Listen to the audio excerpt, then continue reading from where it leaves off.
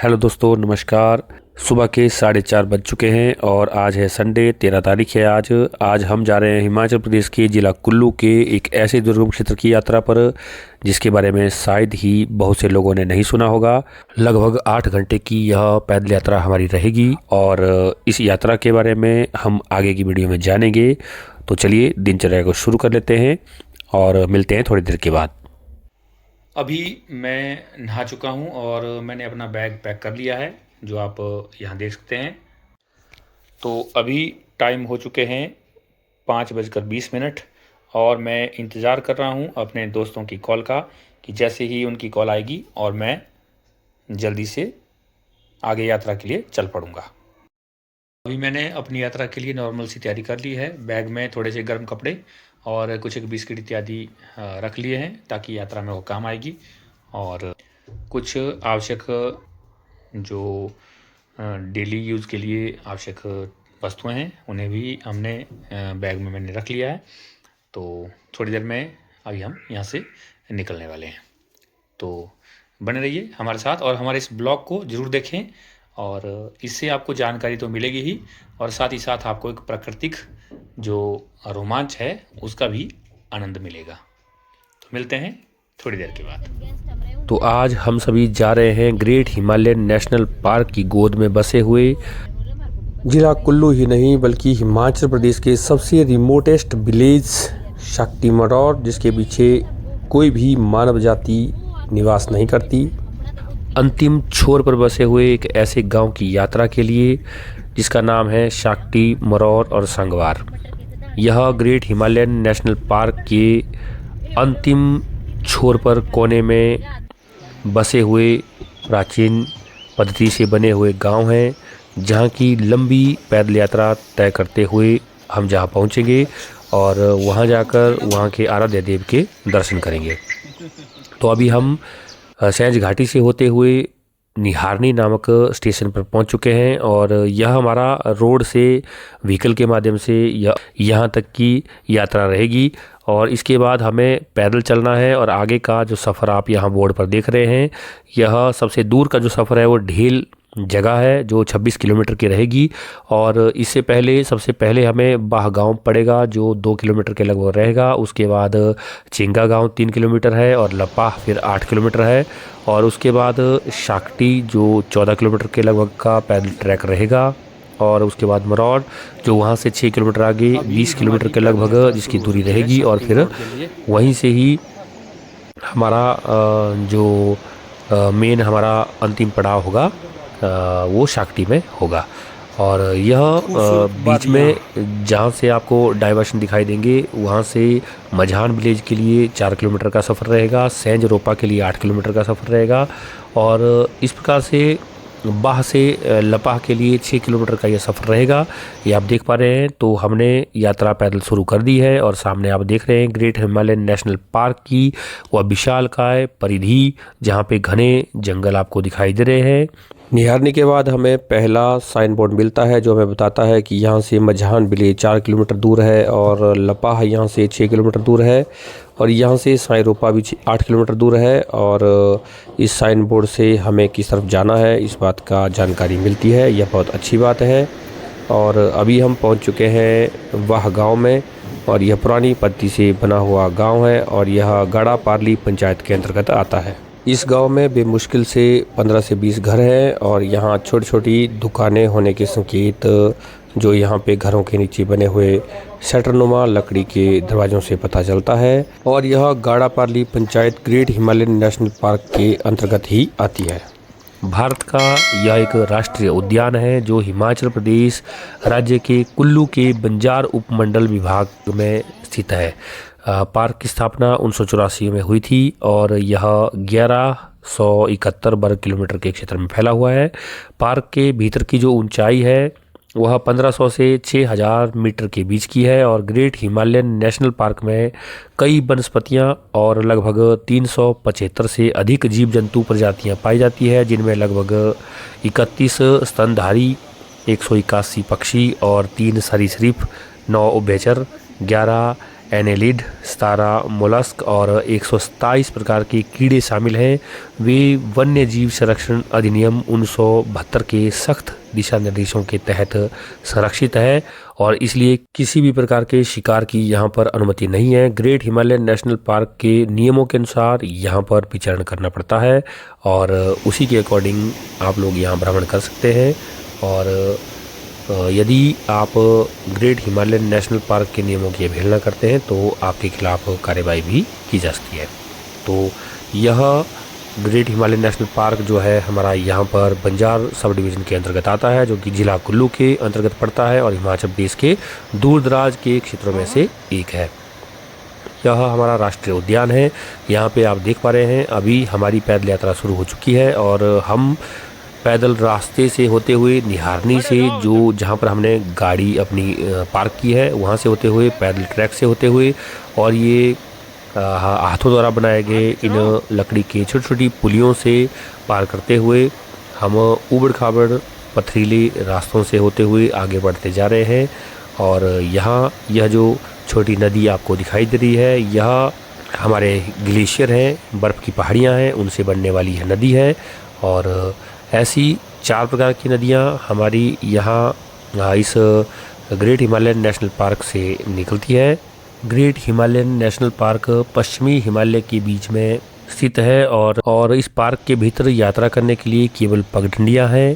क्षेत्र की दूरस्था और जंगलों में चरागाहों का कम दबाव है और पर्यटकों की बहुत कम गतिविधि देखने को मिलती है और पारंपरिक जीवन शैली पर निर्भरता इस स्थान पर पार्क स्थापित करने के मुख्य कारण थे।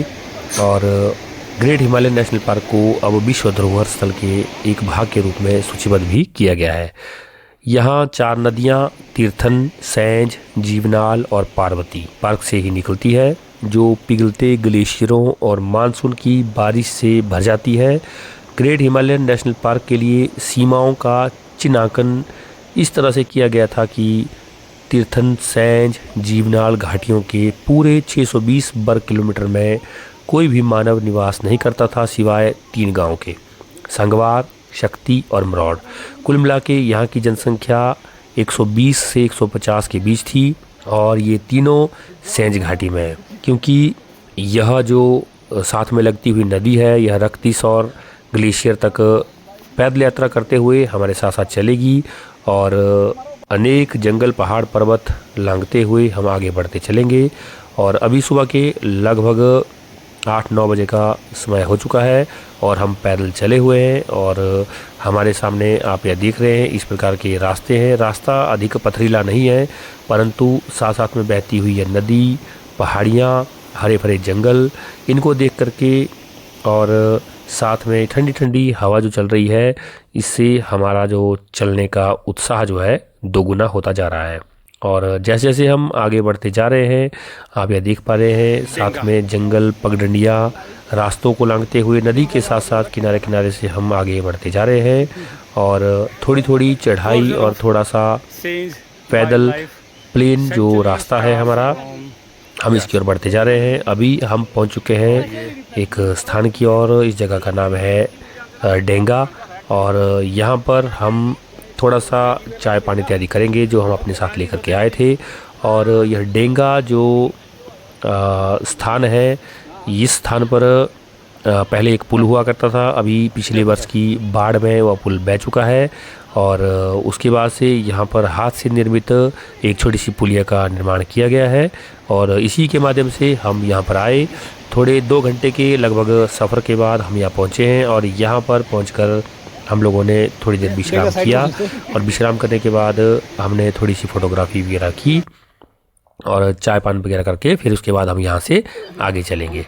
तो बहुत ही हमारा यह रोमांचक सफ़र रहेगा। और यह जो डेंगा है यह core zone of Sainz wild life sanctuary area यहाँ से जो स्टार्ट होता है इसका, और इसमें लिखा भी गया है कृपया राष्ट्रीय उद्यान के नियमों का पालन करें।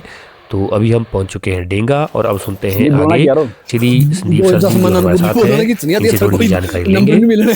तो संदीप सर जी, आज हम जा रहे हैं शक्ति नारायण ब्रह्मा जी के पास और ये जो है न्यूली से आगे एक निहारी स्टेशन पड़ता है जहाँ तक गाड़ियों से गाड़ी के माध्यम से आया जा सकता है। इसके आगे ये पैदल ट्रैक है और लगभग हम 7 बजे निहारी से आगे निकले हैं और अभी हम पहुँच गए हैं डेंगा सेऊ नामक स्थान पर। परंतु जो सेऊ है वो पिछले जो सवारी हुई थी लास्ट के जो बह चुका है, तो वहाँ से निहारी से लगभग ये 13-14 किलोमीटर है शक्ति। बिल्कुल पैदल ट्रैक है, बहुत बढ़िया। और नदी के दोनों तरफ इधर उधर जाते हुए पुल क्रॉस करते हुए और प्राकृतिक सौंदर्य का भरपूर मजा लेते हुए जा रहे हैं। और ये Sainj wild life sanctuary area के अंडर पड़ता है। ये जो है ग्रेटेस्ट जो नेशनल पार्क है, ग्रेट हिमालयन नेशनल पार्क, ये इसके अंदर ये क्षेत्र आता है। और ये इसका जो है आप देख रहे हैं कोर जोन है वाइल्ड लाइफ सेंचुरी का, यहाँ से ये स्टार्ट होता है। और ये साथ में है हमारे साथ Rajesh sir.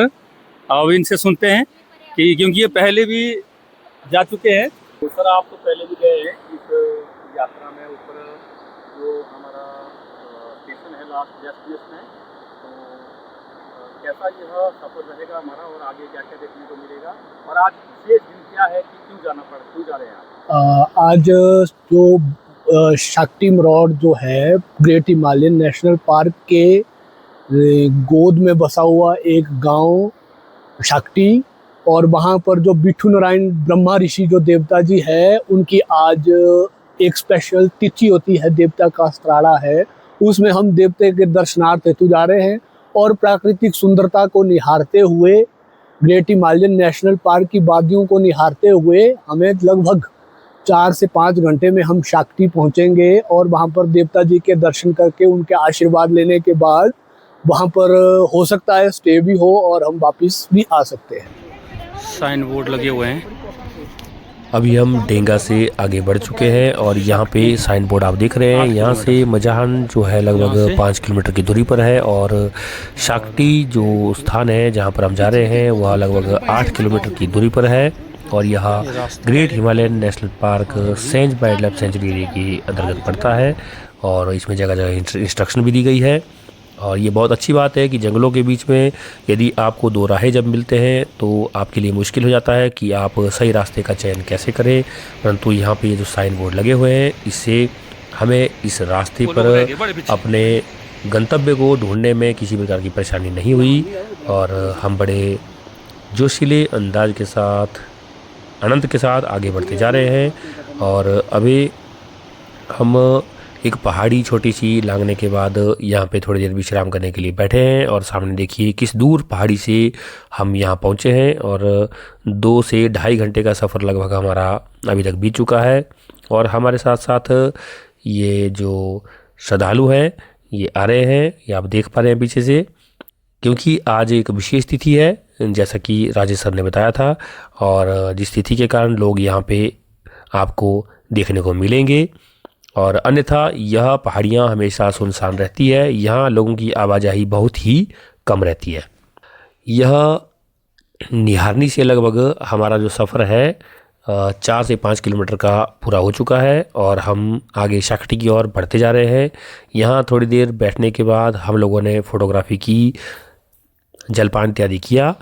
Great Himalayan National park में जो यह शक्ति मरोड़ इत्यादि गांव हैं, यह लगभग समुद्र तट से 10,700 फीट की ऊंचाई पर स्थित है और यहाँ पर लगभग बर्फ़बारी काफ़ी मात्रा में होती है और इस बर्फ़बारी के होने से यहाँ नदियों का जलस्तर भी बना रहता है। और साथ ही साथ यहाँ पर जो लोग हैं वे लोग अपने लिए भोजन पानी की व्यवस्था भी 3-4-5 महीने पहले ही कर लेते हैं ताकि बर्फ़ में उन्हें किसी प्रकार की परेशानी का सामना ना करना पड़े, क्योंकि इनका जो सबसे नज़दीकी इनको रोड पड़ता है वह रोड का मुहाना निहारनी है जो लगभग 14 से 15 किलोमीटर की दूरी पर है।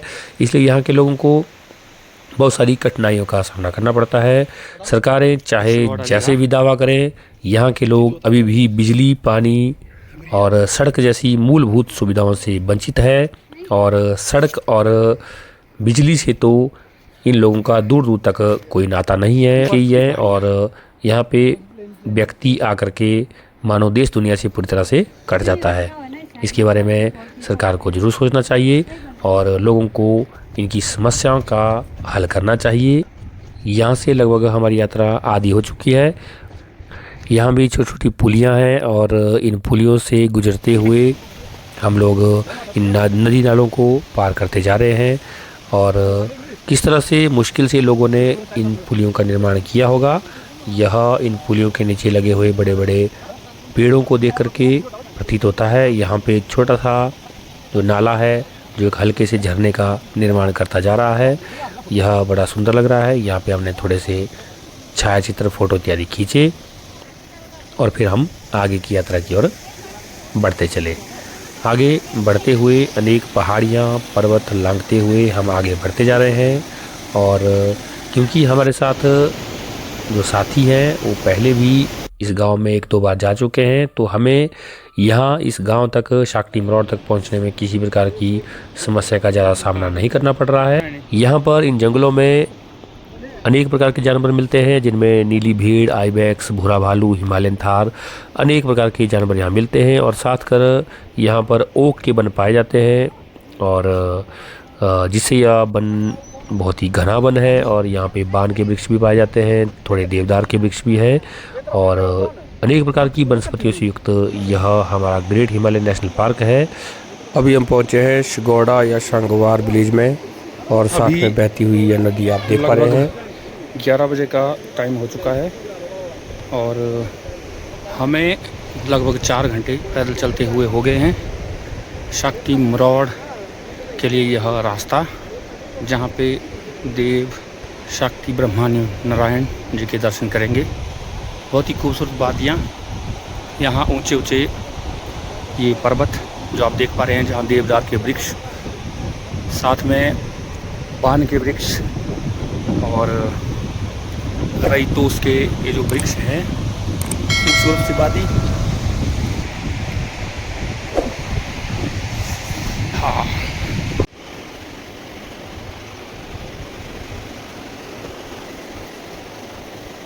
सामने अभी हम पहुंचे हैं एक ऐसी जगह पर जहां पे एक झरना है और यह झरना, जिसका नाम शुगदा झरना या फिर सुगड़ा झरना जो भी कहा गया है, यह है। यहाँ पे आसपास अधिकतर ओक के वन पाए जाते हैं। और यहाँ हमने कुछ एक फ़ोटोग्राफ लिए और हम आगे की यात्रा के लिए बढ़ चले।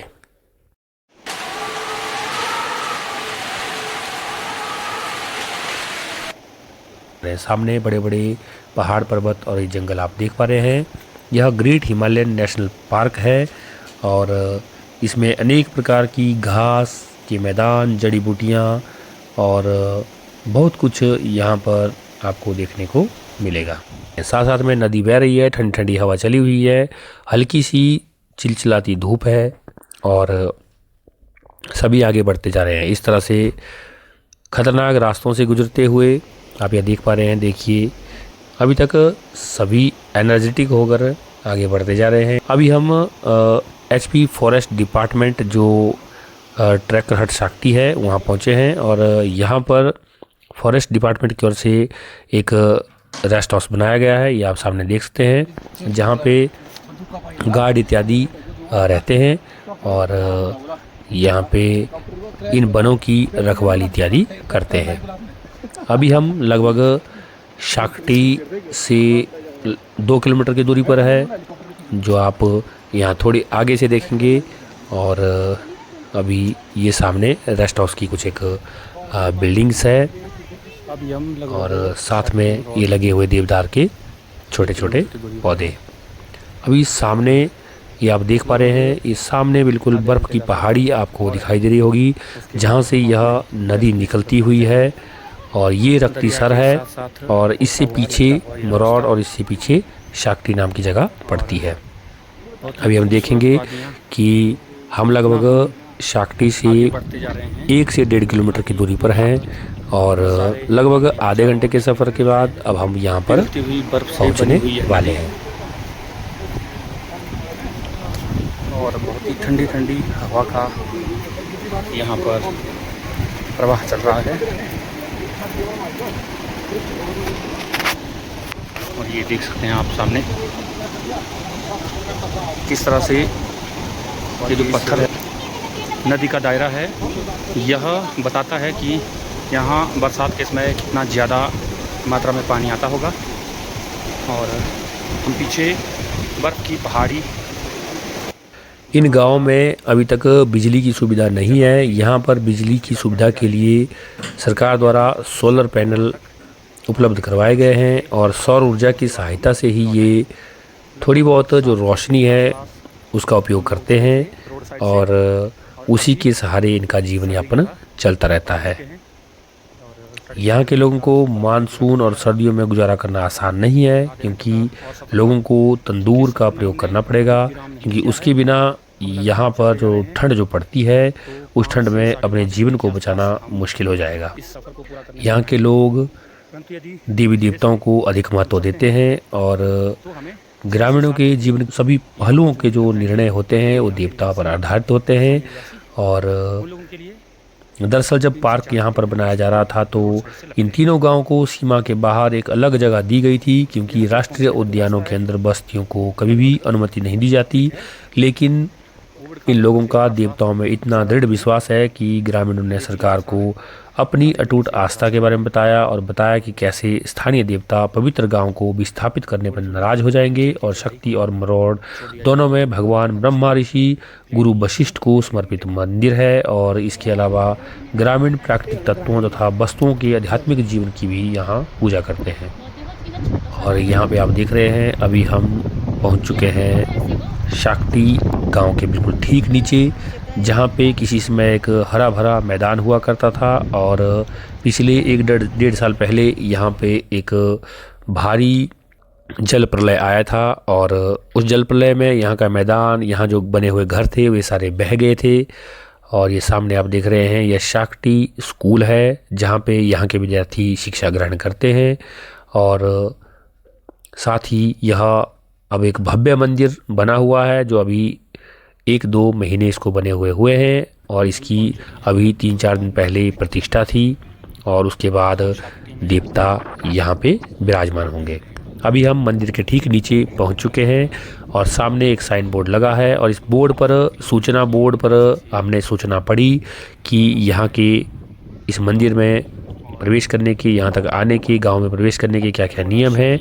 और हम सभी क्योंकि संस्कृति को मानने वाले लोग हैं और देवता के नियमों के अनुसार चलने वाले लोग हैं, इसलिए हम जो नियम इन लोगों के द्वारा, यहाँ के देवता के द्वारा निर्धारित किए गए हैं उसके अनुसार ही इस गांव में प्रवेश करेंगे। तो हम सभी गांव में प्रवेश कर रहे हैं और यहाँ पे जो घर बने हुए हैं वो आप देख पा रहे हैं, सभी पुरातन विधि से बनाए गए घर हैं।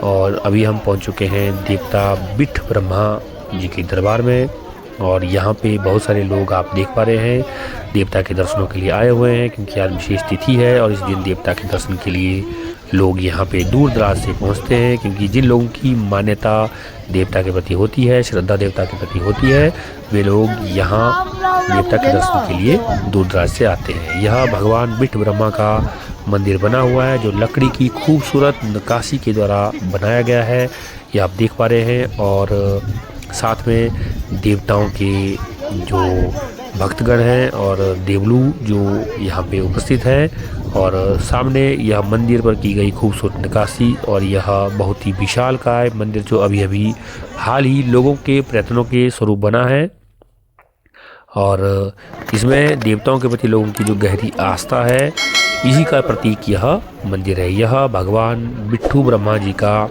रथ है और इस रथ स्वरूप में भगवान जी यहाँ पे विराजमान है। और भगवान बिट्ठू ब्रह्मा जी की स्थापना यहाँ पे इनका आगमन कब हुआ और कब से ये यहाँ पे स्थापित है और इनकी पूजा कब से की जा रही है, इसके बारे में अब हम भगवान के दर्शन करने के बाद यहाँ के स्थानीय निवासियों से जानेंगे। 7 अप्रैल 2025 और संवत 2081 में इस भव्य मंदिर का यहाँ पर प्रतिष्ठा हुई है और अब के उपरांत भगवान बिठ ब्रह्मा जी इस मंदिर में विराजमान होंगे। यहाँ इसके मुख्य द्वार पर की गई नक्काशी भगवान ब्रह्मा विष्णु महेश की बनाई गई मूर्तियाँ और साथ में भगवान विष्णु के सभी अवतारों की कलाकृतियाँ लकड़ी पर उतारी गई है। यह मंदिर बहुत ही भव्य और सुंदर प्रतीत हो रहा है और इस मंदिर को बनाने के लिए सभी ग्रामवासियों ने, जो कि बहुत कम संख्या में है, उन्होंने भरपूर सहयोग किया है और इस मंदिर का आज निर्माण पूरा हो चुका है और अब से भगवान बिट्ठ ब्रह्मा जी इस मंदिर में विराजमान होंगे। शाक्टी गांव में भगवान बिट्ठ ब्रह्मा जी का यह दिव्य रथ है और इस दिव्य रथ स्वरूप में भगवान बिट्ठ ब्रह्मा जी सदियों से यहाँ पर विराजमान हैं और लोगों की समस्याओं का निदान करते आ रहे हैं और दूर दराज से श्रद्धालु और पर्यटक यहाँ इन गांव में और ग्रेट हिमालय की परिधि में और अंतिम छोर में बसे हुए इस गांव में शाक्टी और मरौड़ तक और रक्तिसार तक लोग जाते हैं, पैदल यात्रा करते हैं और भगवान जी के दर्शनों को भी करते हैं और उनका आशीर्वाद प्राप्त करते हैं। तो चलिए अब भगवान बिट्ठ ब्रह्मा जी के रहस्य एवं उनकी यहाँ पे स्थापना इत्यादि के बारे में, यहाँ के जो बुज़ुर्ग पुजारी इत्यादि हैं, कारदार इत्यादि हैं, उनसे कुछ जानकारी ले लेते हैं और यह जानकारी आप लोगों के लिए भी मददगार साबित होगी और साथ में भगवान बिट्ठ ब्रह्मा जी आप सब पर कृपा बना के रखें और इसी प्रकार से आप हमारे इस YouTube ब्लॉग को भी देखते रहें।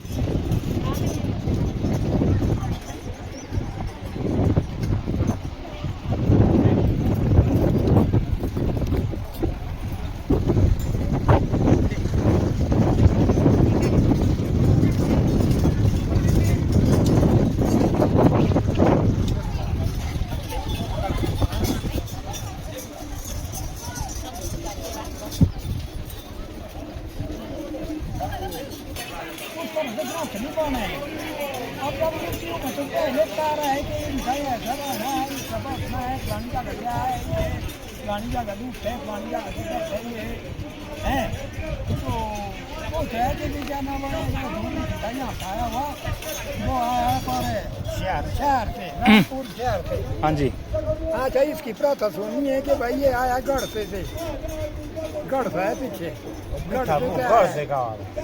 तो अब पता नहीं हमारे को कि भाई किस टाइम में बैठे ये पता नहीं है हमारे को कि भाई किस टाइम में आते हैं, किस टाइम में बैठे तो युगों का पता नहीं है हमारे को। ऐसा पता था हमारे को कि 15 आया थे, इतने थे वहाँ।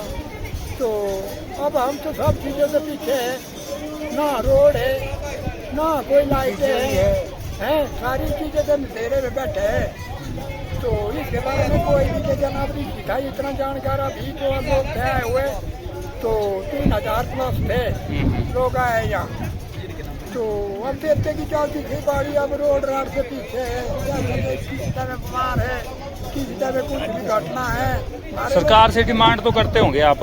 वो डिमांड से की वो नहीं थक गया जब हमारे को बताया था किसी टाइम में कोई बंदा बन जाता वहाँ पर भी बात आ रही है, ऐसे लोग वहाँ पर फंसे तो वो तो जैसे कैद में रखे हम हमारे को अभी थोड़ा जैसी पेशी लगी है और हमारे को पड़ गया घोड़ा करना यहाँ तक थाने वाले है, अब जा नहीं पाएंगे। आप देवता के कारदार हैं? कारदार हैं आप? कारदार है आप? अच्छा, धूम ऋषि के यहाँ का कारदार है रुद्र। अच्छा, रुद्र चंद्र यहाँ का कारदार, 2 कारदार है हम यहाँ, एक ब्रॉड में है एक शक्ति में है, पर देवते का समाज चलता हमारा कट्ठे। ये दोनों देवते कट्ठे है, वो उसका काटा है, ये हमारे पास ये भगवान बिट्ठ ब्रह्मा भगवान है चलने वाला ये ये जो है कि इसमें 3 देवते है, 3 भाई है, 3 भाई है। नाग है समझो, महेश विष्णु ब्रह्मा विष्णु तीनों भाई। ये है हमारा के गुरु। हाँ जी, हाँ जी, ये देवता के गुरु हैं। हाँ जी, हाँ जी, चलिए। हाँ, ये प्रतिष्ठा भी हुई मंदिर की? एक हफ्ता पहले हुई है। एक हफ्ता पहले। हाँ, डेट पड़ी है पर विक्रमी संवत 2082 भी लिखा है इसमें। अच्छा, तो विक्रमी संवत वैसे जो है 7/4/2022 25 का। और ये जो तीनों का मंदिर है ब्रह्मा विष्णु महेश का ये। अच्छा,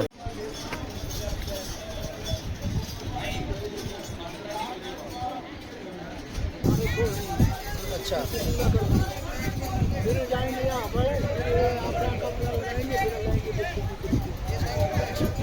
फिर हमारे बड़े बड़े यहाँ जाके अपने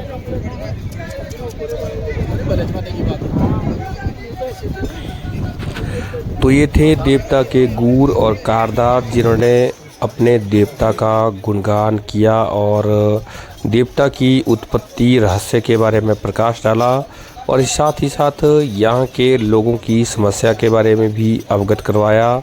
भगवान ब्रह्मा जी के आशीर्वाद से, कृपा से तथा सरकार के सहयोग से अवश्य ही इन सभी लोगों की समस्याओं का निराकरण हो जाए और यही हम भगवान ब्रह्मा से भी प्रार्थना करते हैं। इसके बाद हमने भगवान बिठ ब्रह्मा जी के नवनिर्मित मंदिर को देखने के लिए अनुमति मांगी और उसके उपरांत हम मंदिर को देखने के लिए आगे की ओर बढ़ चले। यहाँ पे हमने देखा कि मंदिर को काठकुणी शैली में और पैगोडा शैली के मिश्रित रूप के साथ बनाया गया है और इस मंदिर में लकड़ी की नक्काशी की गई है, जिसके लिए दूर दराज से कारीगरों को बुलाया गया है और जिन्होंने इसकी सुंदर नक्काशी की है। और सामने ग्रेट हिमालयन नेशनल पार्क की ये पहाड़ियाँ और यहाँ पे बीच में बना हुआ यह भगवान बिठ ब्रह्मा का मंदिर मानो ऐसा प्रतीत हो रहा हो जैसे कोयले की खदान में हीरा चमक रहा हो। और अंदर आप देखेंगे किस तरह के खूबसूरत से झूमर जो मंदिर की शोभा को बढ़ा रहे हैं, जहाँ पे भगवान बिठ ब्रह्मा जी के रथ स्वरूप में यहाँ पे विराजमान होंगे। और ये बाहरी मंदिर का दायरा, जहाँ से घूमते हुए आप पूरे ग्रेट हिमालयन नेशनल पार्क के एक तरफा पहाड़ी का मुआयना कर सकते हैं और साथ ही इनके जो क्षेत्रपाल देवता है उसका मंदिर भी आप सामने देख सकते हैं। और नीचे बैठी हुई जो श्रद्धालु यहाँ मंदिर में आए हुए हैं और हमने मंदिर को देखा और उसके बाद यहाँ थोड़ी देर तक बैठे। भगवान श्री बिठ ब्रह्मा जी के गुणगान तथा लीलाओं को सुनने के उपरांत हमने मंदिर में की गई नक्काशी, जिसमें भगवान विष्णु के जो स्वरूपों को उतारा गया है, उसको हमने देखा। लोग भगवान जी के दर्शनों के उपरांत यहाँ पहुँचे हैं। इसकी भव्य नक्काशी को देखकर आप भी अंदाज़ा लगा सकते हैं। यहाँ पे आप देख सकते हैं भगवान वामन देव को लकड़ी की नक्काशी में उतारा है और सामने भगवान नरसिंह भगवान और बराह अवतार में भगवान विष्णु और सामने कूर्म अवतार में भगवान विष्णु और यहाँ मत्स्य अवतार में भगवान विष्णु और साथ में कृष्ण भगवान जी के अवतार में भगवान विष्णु का, कृष्ण भगवान जी का, ये ब्रह्मा जी का यहाँ पे सुंदर नक्काशी लकड़ी पर की गई है। भगवान रामचंद्र जी और साथ में कल्कि अवतार में भगवान घोड़े पर सवार होकर हाथ में तलवार लेकर किस तरह से दुष्टों का संहार करेंगे ये दर्शाया गया है। और साथ में भगवान बुद्ध की भी यहाँ पे छायावती उकेरी गई है और यहाँ पर परशुराम भगवान जी, बहुत ही सुंदर कलाकृति और ऊपर लगे हुए सुंदर खूबसूरत ये झूमर।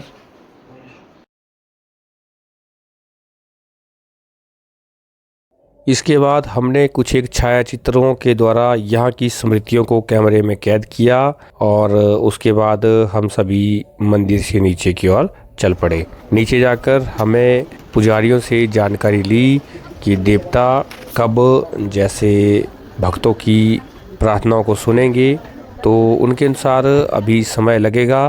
तो फिर हम सब ने यह मिलकर के निर्णय लिया कि क्यों ना हम अभी पास ही जो सामने आप घर देख रहे हैं, जो श्री राजेश जी के कोई रिलेटिव थे, उनके घर में जा कर के क्यों ना हम भोजन इत्यादि की व्यवस्था करें। तो हम वहाँ गए और क्योंकि उन लोगों को सूचना पहले ही दे दी गई थी और वहाँ जा कर के हमने जो दोपहर का भोजन था लगभग 3 बजे के आसपास यह भोजन किया और उसके बाद हम फिर से मंदिर लौट आए और मंदिर आकर के हमने देव दर्शन किए और देवलों द्वारा देवता को जब रथ स्वरूप में कंधों पर उठाया गया और उसके बाद फिर देवता ने सबकी मनोकामनाओं को सुना और आशीर्वाद दिए।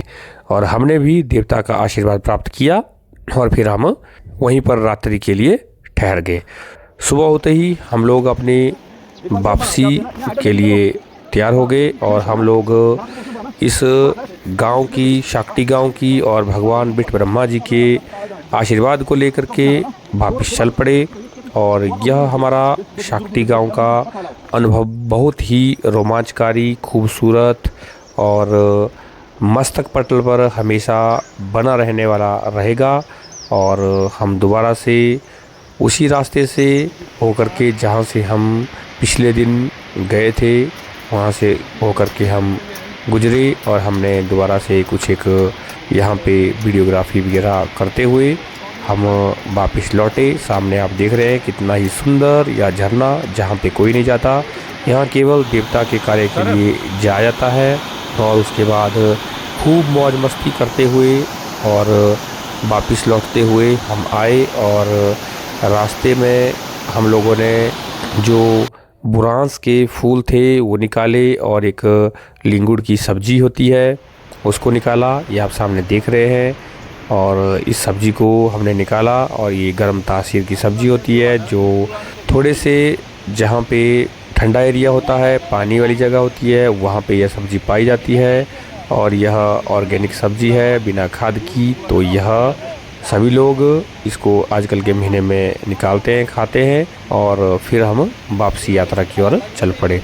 और लगातार उन्हीं पगडंडियों से होते हुए वापस लौटते हुए हम लगभग 4 घंटे का सफ़र पैदल तय कर चुके हैं। और अभी लगभग 1 से 1.5 घंटे का सफ़र हमें और तय करना है और उसके बाद हम फिर से निहारनी पहुंच जाएंगे। अभी हम निहारनी से निकल चुके हैं और सामने आप देख रहे हैं जिस टनल से होकर के हम गुजरे थे उसी टनल से होकर के हम वापसी आ रहे हैं। और वापस होते हुए अब हम अपने घर की ओर निकलेंगे।